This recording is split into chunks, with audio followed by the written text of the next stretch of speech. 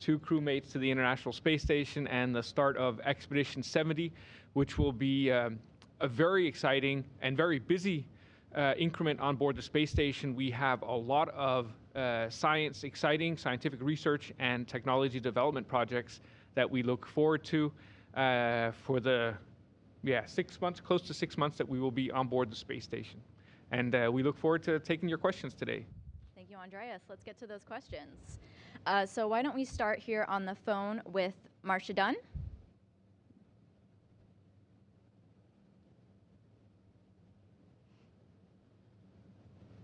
Marcia, if you're speaking, you might be on mute.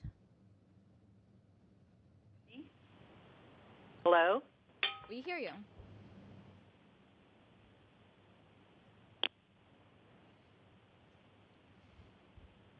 Marcia? That's okay. Why don't we go to our next question? Can you hear? Can you hear now? Yes, I can. Okay, sorry. Yes, thanks for taking my question. I'd like to just ask the crew members who are going to be making their first flights to space. Tell me about what led to this, how excited you are, and what you're looking forward to about the space flight. Anything that can just give us a look into your mind and your hearts as you're about to go off on this endeavor. Thank you.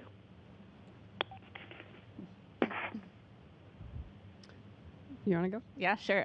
I'll start off with that and just share that probably the thing that I'm definitely most excited about actually launching and getting to space flight is first just looking back and seeing the Earth from orbit. You see it in all these pictures, but actually seeing it in real person, I think, will just be a pretty incredible experience. And then I'm also looking forward to learning how to fly. So learning how to live and work in microgravity, just how to do all the daily tasks, sleeping and eating and showering, and then using tools and equipment to do all of the research that we're going to be doing. And then lastly, I'm looking forward to spending time with these guys on orbit and having dinners together and working together and just sharing that adventure. I think for me, this is something I've wanted to do for as long as I can remember. And so I know recently we've been so busy, sometimes I forget we're actually about to launch to space. And just the last couple of days, it's really hit me.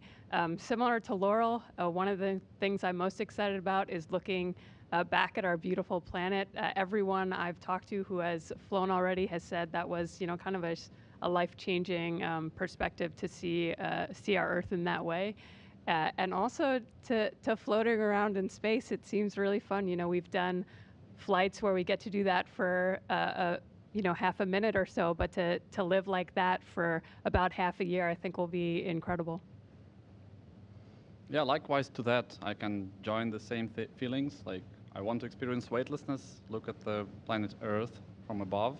It hasn't hit me yet, which I'm a bit surprised. I know with my brain that we are going to space, but the thing is that the training has been so intense and so hard that it is not psychologically hitting me yet. I'm waiting for that moment. Maybe it happens when we see the rocket or we walk towards the rocket. I'm really looking forward to that. And also I'm looking forward to coping with all the tasks. This is a very interesting profession. You are preparing for something which you haven't tried yet, and you really want to do it well, but you don't know what it will be. So I'm really looking forward to the adventure, and I'm really excited and honored to do that with these guys. Thank you, Marcia, for your question. Let's now go to Robert Perlman with Collect Space. Thank you. For the members of Crew, for the members of Crew-7, though this is not the first time, it's still pretty much a rarity to have 4 countries represented on one crew launching together. How has been your experience coming together as a crew and working as one unit? It's been incredible. This was something when I first found out I was flying on Crew-7, I knew it was a possibility for this to be an all-international crew. It was something I was really excited about, and each one of us have talked. It's something that is very special and important to each of us to just represent what we can do when we work together in harmony. And it's one of the things I think we're most proud of is is what we represent by being an all-international crew. It's a great answer. Now we'll go to Clis Lazarino with the Kansas Alumni Magazine. Hi, thanks for taking my call. Hi, Laurel calling from Lawrence. Everyone here is very excited about your upcoming flight. I saw on one of your few social media posts a comment from last February. You were back in Star City, and you commented that you were so excited to be back there.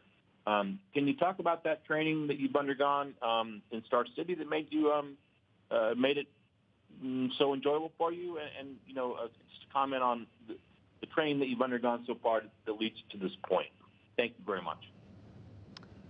Thank you, and that's exciting to hear from you all the way in Lawrence. Yeah, so I started my training in Star City in summer of 2021, and there we start with Soyuz systems. So we study all the different systems of the vehicle, and that moves progressively into more and more complex sims with the crew, where we are in the simulator working through all of the procedures that we will do during launch and docking, and then eventually descent and landing. And so those are very fun simulations because they're challenging. They throw a lot of different failures at us, and we get to learn how to work through the procedures and work together as a crew. So that's been particularly enjoyable. And then, of course, we also learn all of the space station systems. And we do training that's kind of similar to the training that we do here in the U.S. And also in Germany with ESA and in Japan. So speaking of hometowns, I have a question on Twitter for Jasmine. Matt wants to know, as a native Long Islander, what ways are you planning on engaging with those here while you're in orbit? Yes, so a couple months ago, I actually went back home to Long Island and spoke to several of the students there from my hometown, from the elementary school all the way to the high school.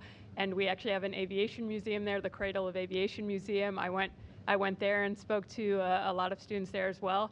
And I'm hoping to continue that while I'm on orbit, meeting with those same students and talking to them from space this time. We'll go back to questions on the phone with Lenka White with Sputnik News. Thank you very much to all of you, and I wish you good luck. Please, I would like to ask you if each of you could name your favorite experiment you are looking forward to the most. Thank you. Favorite experiment? So I have a couple experiments. I don't know if they're my favorites, but it's certainly two experiments that I'm very much looking forward to because they both involve sitting in Cupola, our window module, and taking photos out of Cupola.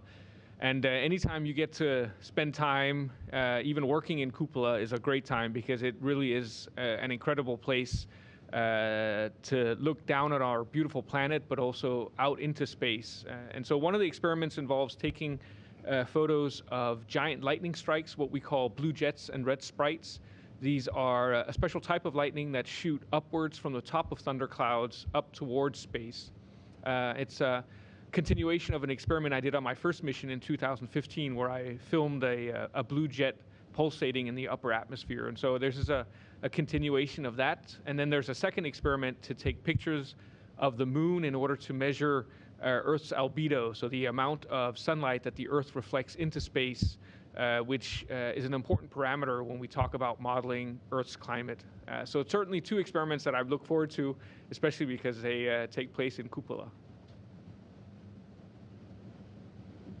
No, one that I'm really excited about, which we may get to do, some members of our crew may get to do while we're up there, is actually conducting science during a spacewalk and swabbing the outside of stations for a microorganisms spacewalk, swabbing outside of different vents and seeing is there any life that has persisted on the outside of the space station.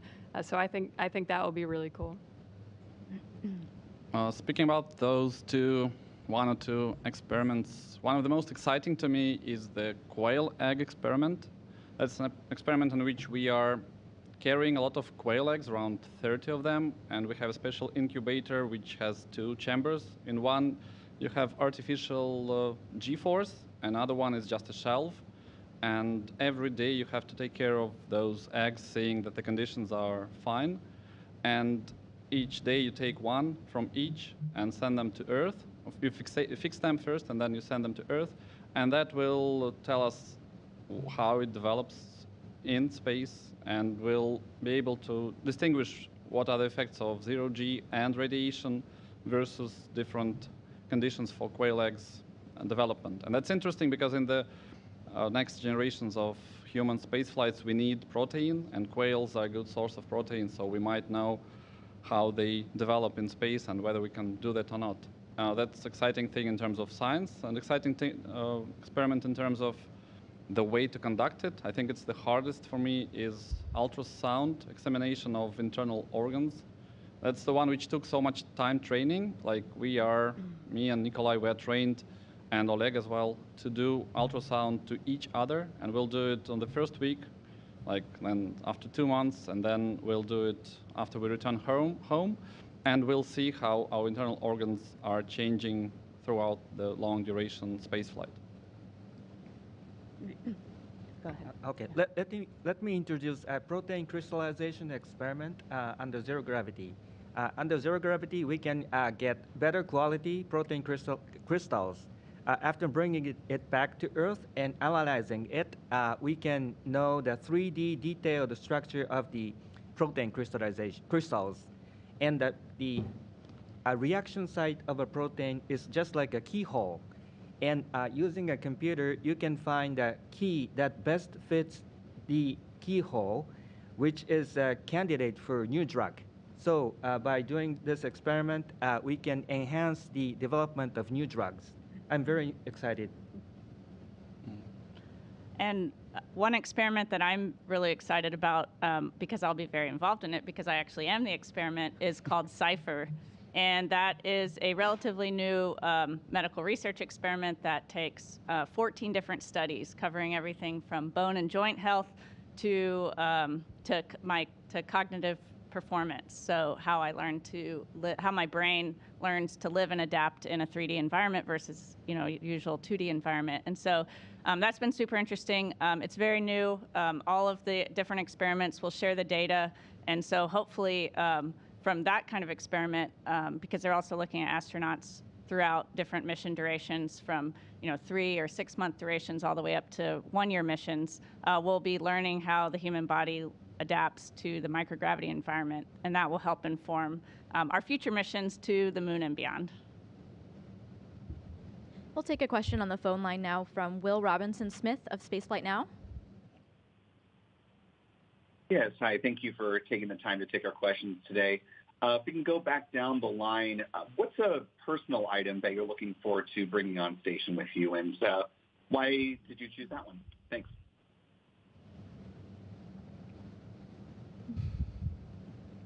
Was there a second part to that question? Did it get cut off, or was it just what's our favorite personal item we're going to bring? What personal item you'll be bringing? Will Robinson-Smith, was there a second part to your question? Just, how did you happen to choose that item, given that, you're limited on what you can bring up with you? I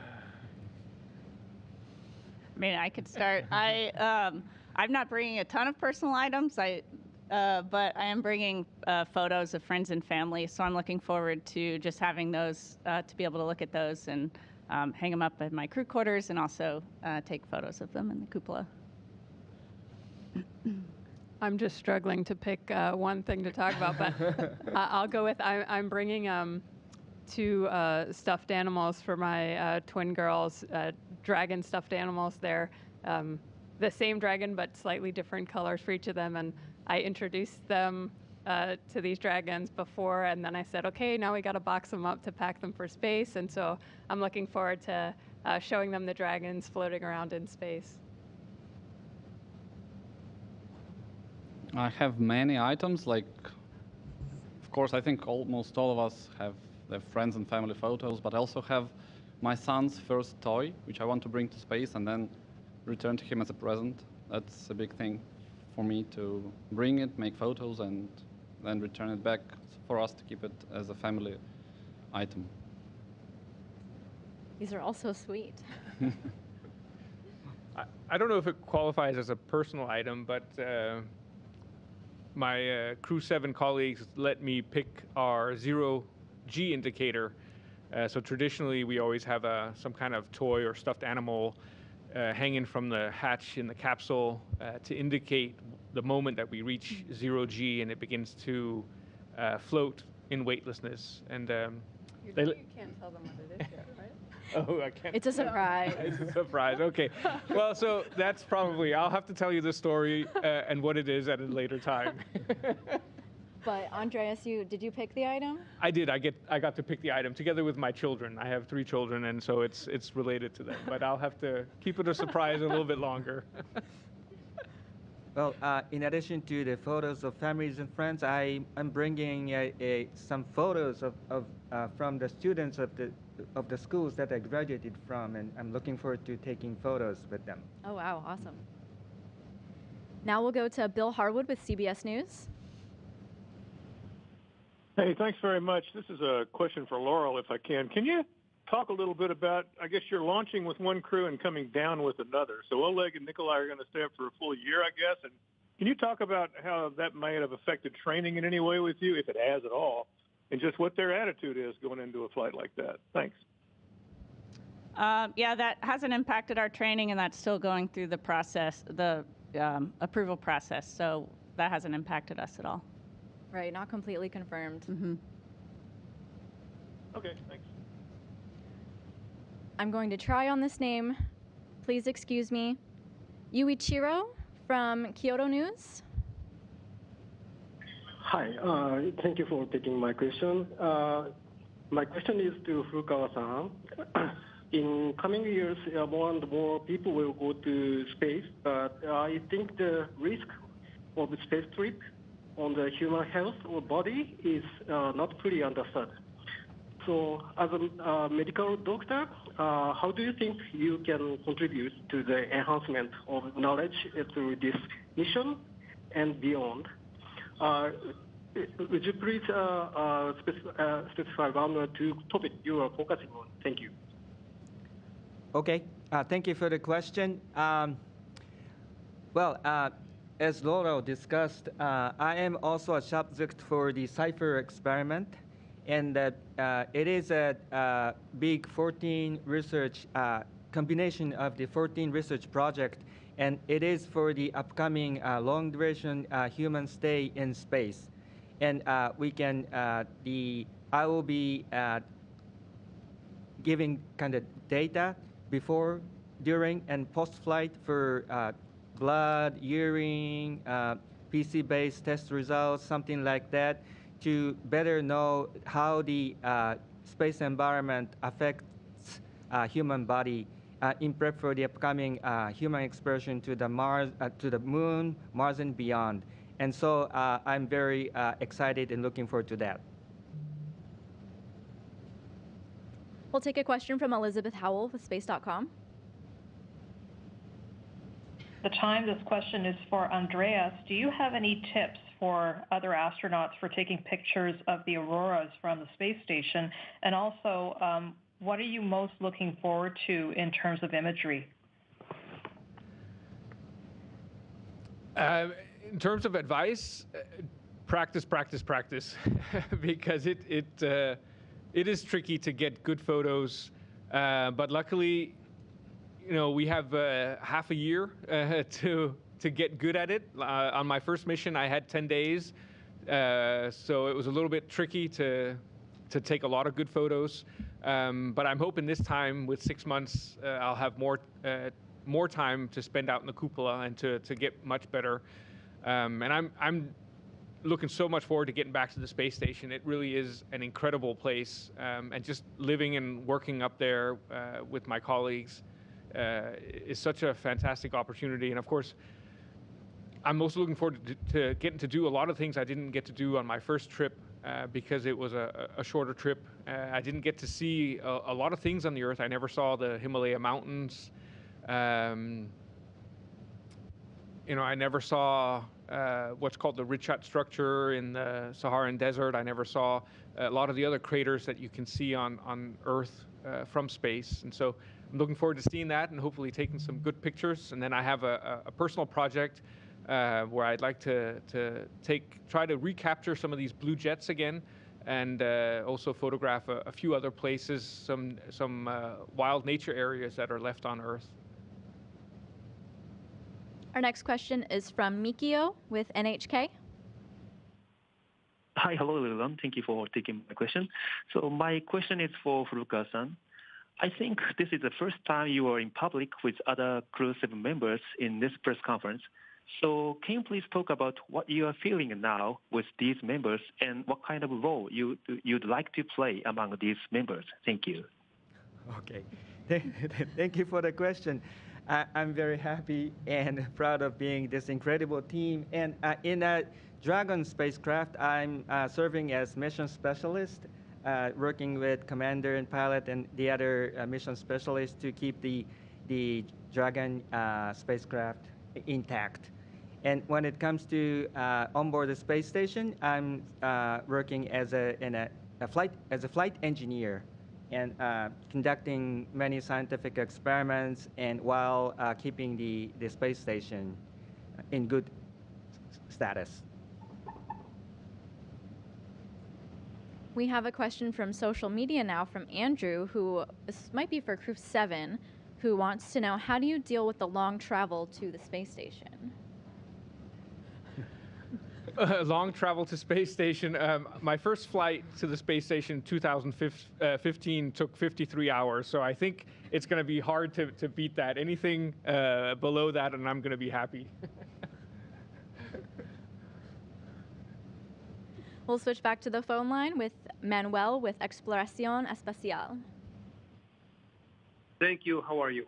You just answered my question a few minutes ago regarding the personal items that you're carrying with you. But now I'm curious how the process works. Are you giving an X amount of weight and you can carry whatever you want, not passing that weight, or is it depending on the amount of items? And if the process is the same when you launch from Russia or with a Soyuz or from the U.S.? Thank you. I think it's similar for Russia and for United States commercial vehicles. We are allocated some weight, and we have rules of things which we can and which we cannot take. Like there are things which are breakable. We cannot take glass. We cannot take batteries. We cannot take personal electronic devices. And the rest, like if you read the rules, you're pretty sure about what you can, what you cannot. It's similar to what you could take aboard a plane to your hand luggage. And we allocated personal, like one bag. Each of us can fit up to 1.5 kilos of weight, sometimes more. And I think it's similar for Soyuz, isn't it? Same. And we had actually to prepare the list of things long in advance. Like mine was ready in April because it had to be checked and sanitized and then checked again and then brought here. So we are talking about something which has already passed and been packed, and we hope to take that out when we come aboard. Next, we'll go to David Curley with the Discovery Channel. Very much. Jasmine and Laurel, you're going to be spending a lot of time together on station. You're getting there very different ways, so your training has taken you apart, and you'll be coming back together on station. Have you done anything during training in your separate locations to stay in touch and set a plan for your stay on station? Yes. So as you probably know, Laurel and I were classmates together. We were selected at the same time, so we're very good friends. And it's been interesting because a lot of times we've been on opposite sides of the world, so it's been difficult to meet up. But more recently, we've spent more time in the same country, and we spent some time in different countries other than the States together during our training. And so we both keep in touch, via text and call, just like everyone else, and also when we are in the same country, trying to spend time together. Our next question comes from social media for Konstantin. It's a bit of a two-part question from Radio Negative Particles. Do you plan on going on Russian spacewalks? And do you know if there will be any joint ESA-Roscosmos spacewalks like the Cristoforetti-Artemyev spacewalk? Yeah, I know. Thanks for the question. You know, it's a pity that if you are flying this incredible opportunity to fly in an American USCV, you are not able to do a Russian spacewalk because you have to be paired with someone to do that. And since our crews have been changed so many times, unfortunately, I don't have any spacewalks planned. But although I'm completely prepared and I'm ready to be a backup, and if something goes bad, I can rejoin the crew and do a spacewalk. But coming to the second part of the question, no, I don't know if there are. I know that there are no joint spacewalks planned for increment 70. You could always invite me. Yeah, we can do that because you are trained, aren't you? Yeah. We could do We'll that. switch back over to the phone bridge with Marcy with the International Women's Air and Space Museum. Thank you. Yes, my name is Marcy Frumker from the International Women's Air and Space Museum, and my question is for both Jasmine and Laurel. And I want to know, did you receive any tips or advice from any other women space station astronauts to prepare for living aboard the space station for 6 months? Thank you.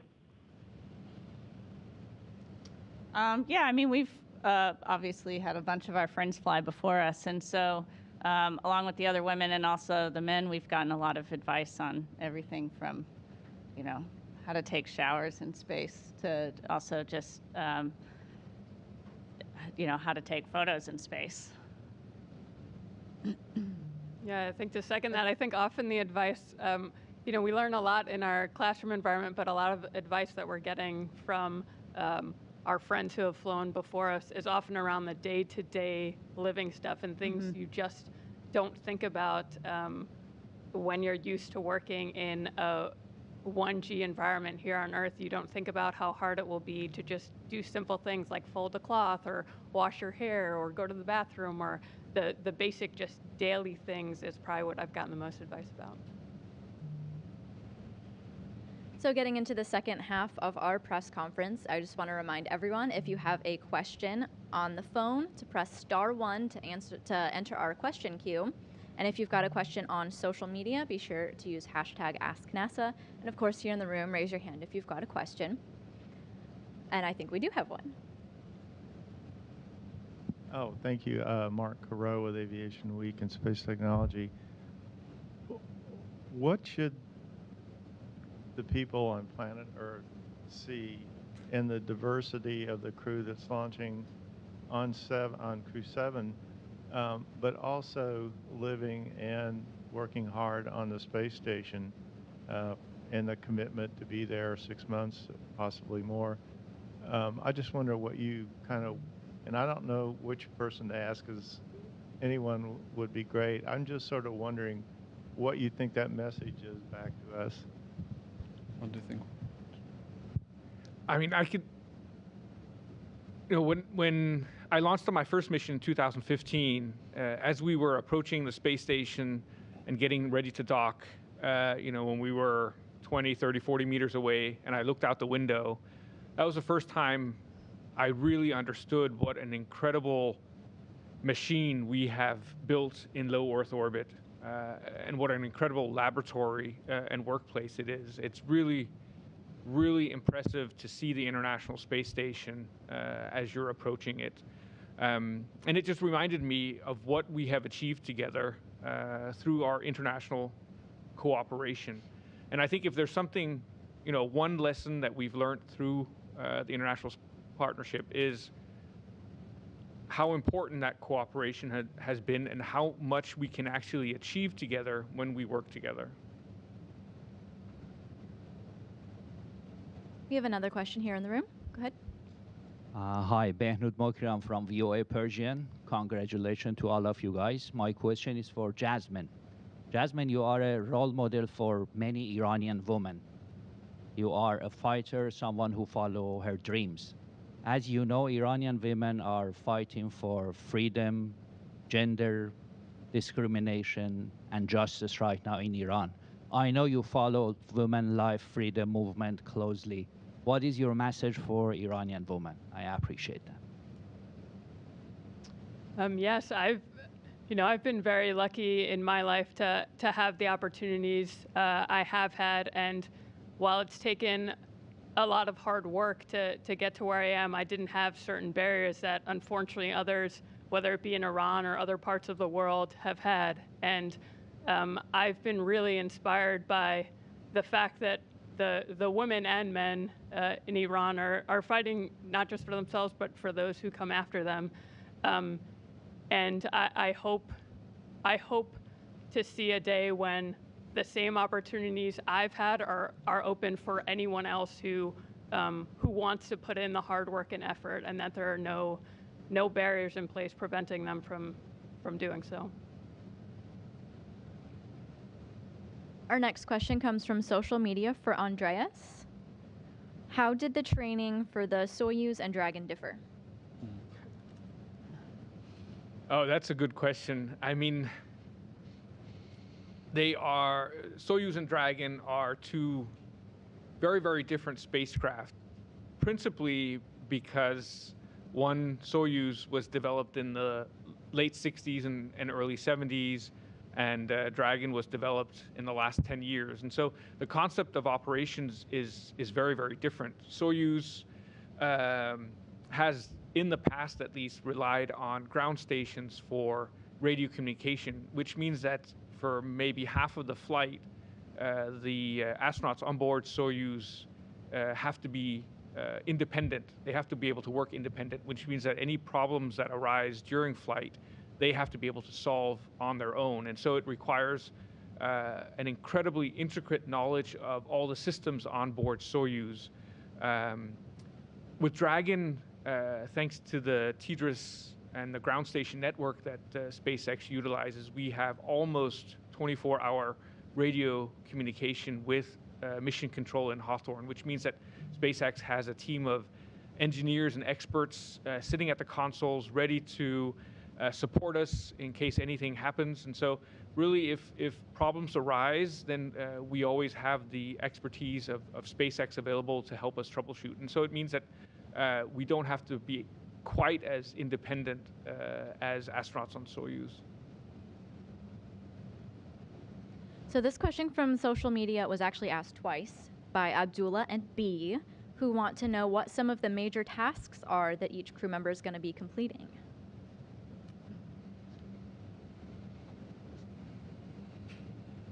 Anyone want to take it?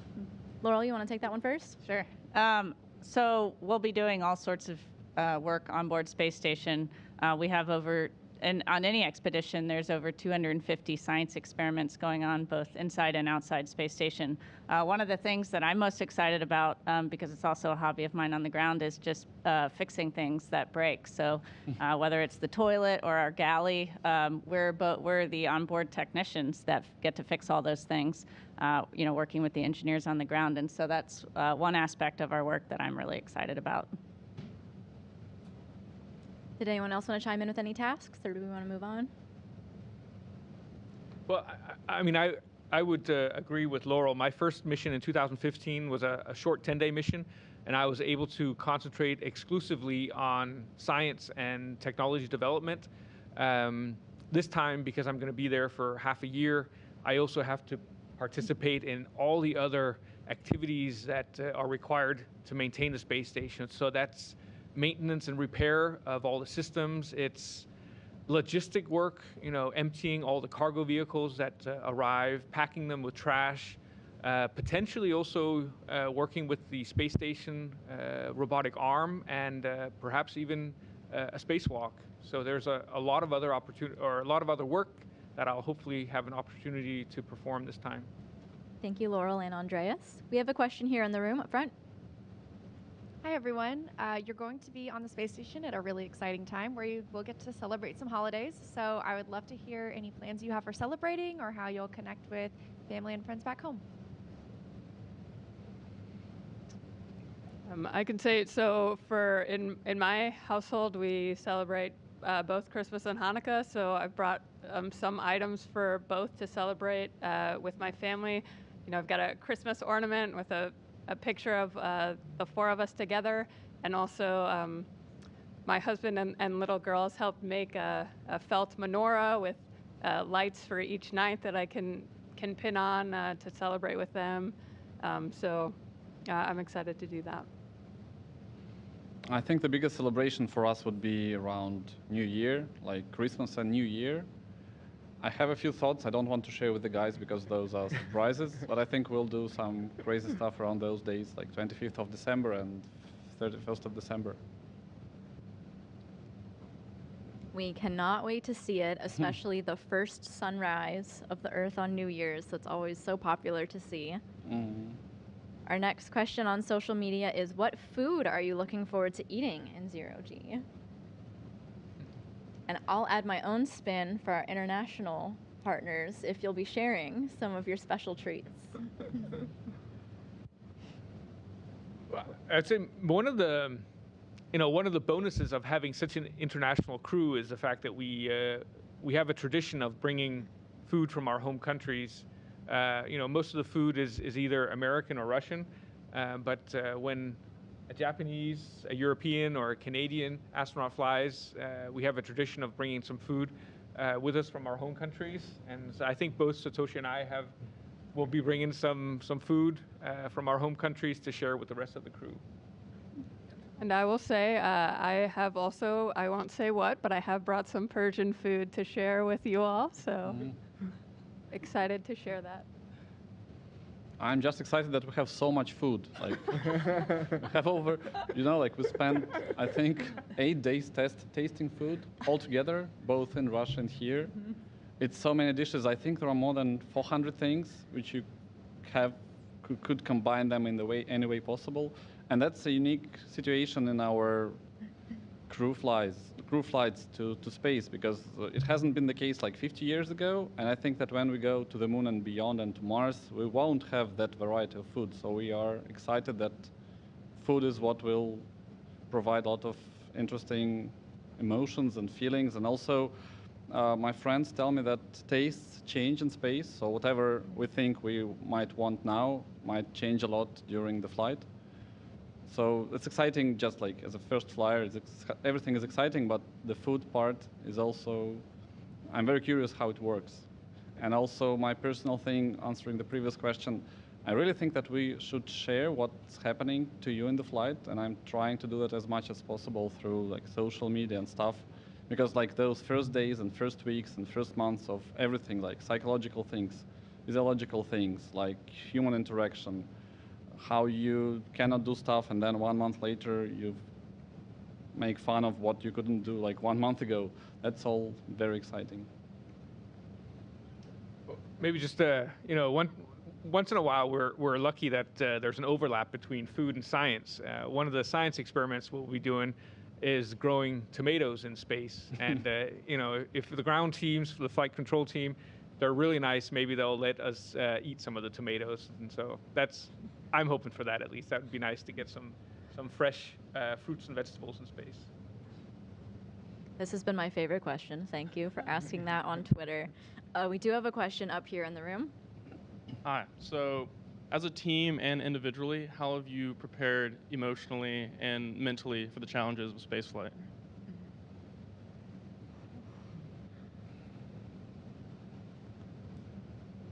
Good one.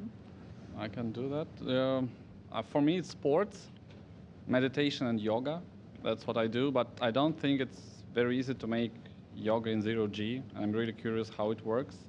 But at least the breathing techniques and things which I do as my daily practice, I can continue doing.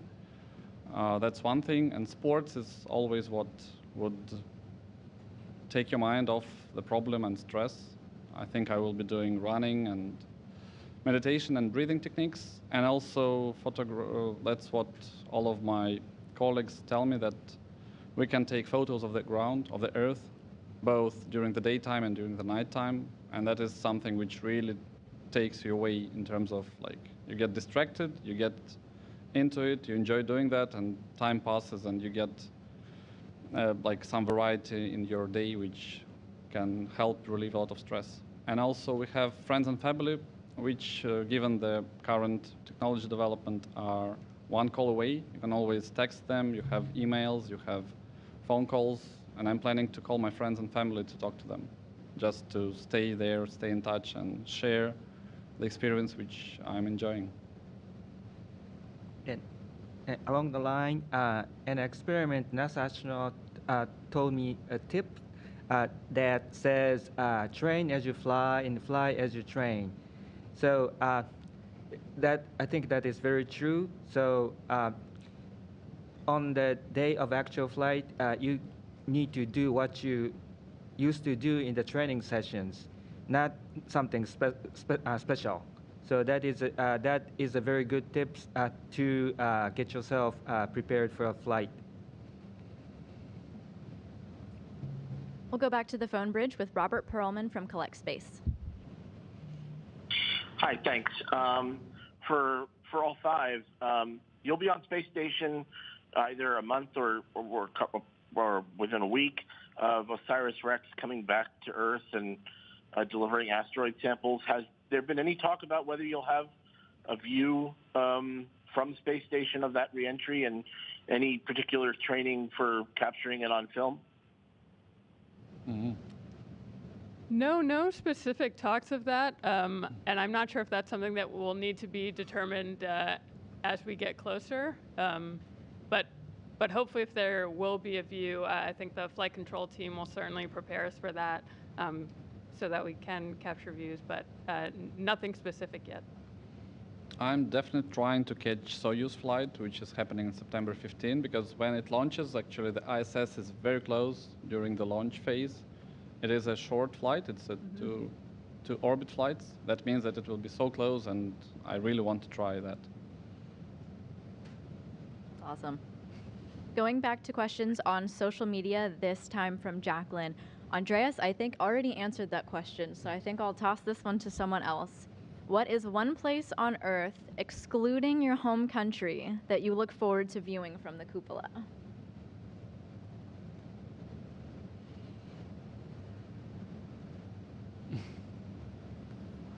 It's okay, you can think about it. Is it to everyone? To anyone, yeah. To me, it's Egypt. I really like South Sinai. That's the place where I spent so much time doing freediving. That's where I met my wife. That's where we had so many nice time together. And it's always like there are 330 Sundays during the year. So it means that you can take photos almost every day. And there are nice places. I want to take pictures of the Red Sea in that area between, it's called the Aqaba Bay.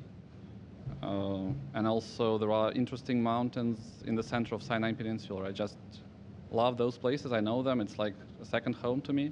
And I want to take photos of those places and see how they look from space. Anyone else want to chime in on that one? What are you looking forward to seeing from the cupola? Well, tropical islands like Ooh, okay. Bahama or Pacific Oceans, really beautiful. We look forward to the photos. I'll do one last call for questions here in the room. All right, hearing none. Well, to conclude today's press conference, thank you to Crew-7 and Laurel O'Hare for joining us here today.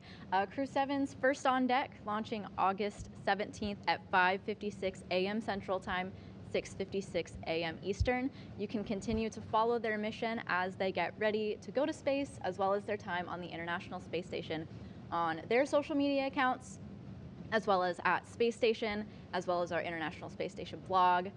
We look forward to continuing to get your great questions as they go throughout their mission. Thank you for joining us.